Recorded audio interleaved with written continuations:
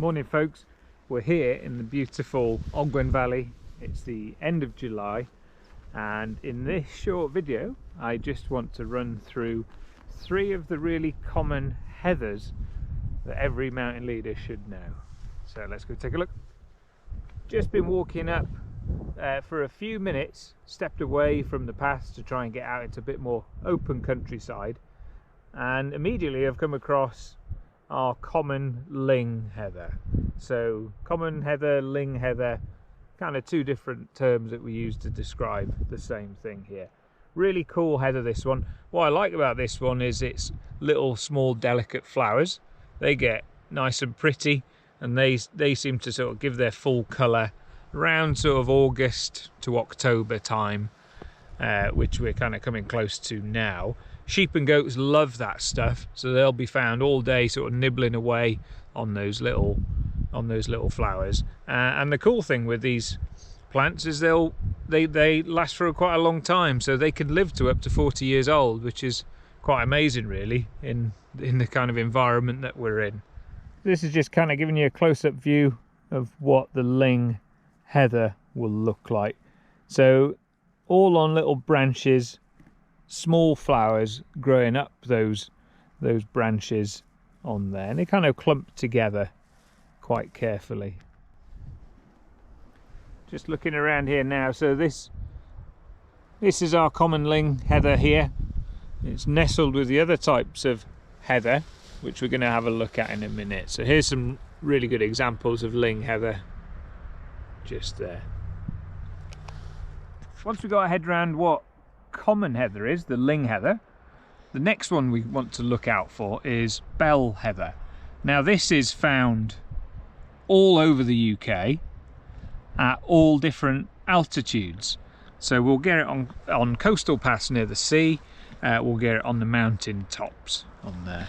It comes into flower towards the end of June, and we get these lovely bright purple flowers on the top, and they grow up the stem in clusters. So you generally get a little bit of a bigger cluster towards the top, but they actually grow all the way up, like you can see there. They produce tons of nectar, so we'll often find bumblebees flying around throughout the bell heather. Excellent, so we found our 2 most common heathers so far. We've done Ling heather and we've done bell heather. I'm on the search now for the crossleaf heather, or crossleaf heath as it's also known. Now to do this, I want to move away from that lovely dry spot I've been and actually try and get somewhere that's a bit damp, and that gives you a kind of clue of the environment it's going to grow in. So let's go and take a look around, shall we?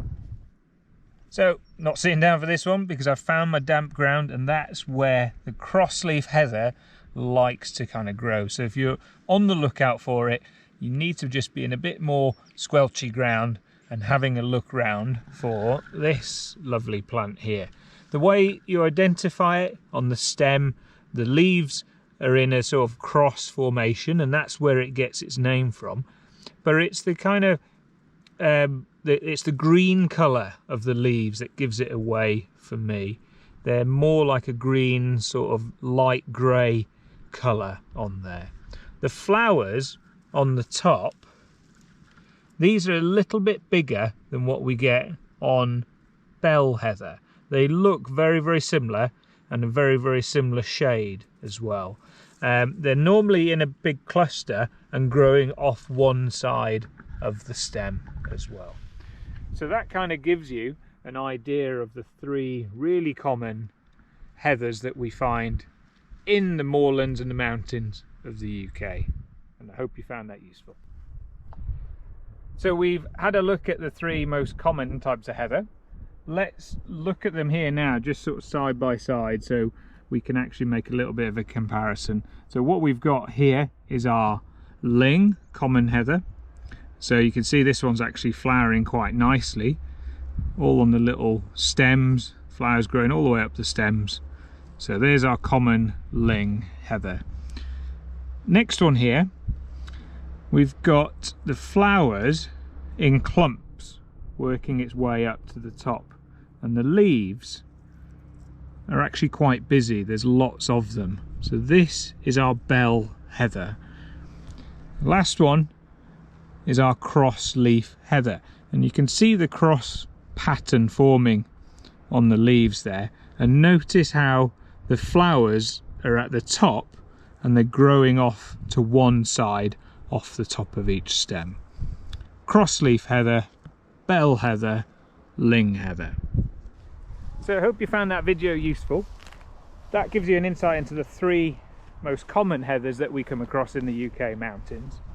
As a mountain leader, it's super useful to have a small amount of knowledge about the environment that we're working in. Often we have clients that might just ask us the quick question, oh, what's this plant that we're seeing quite often today?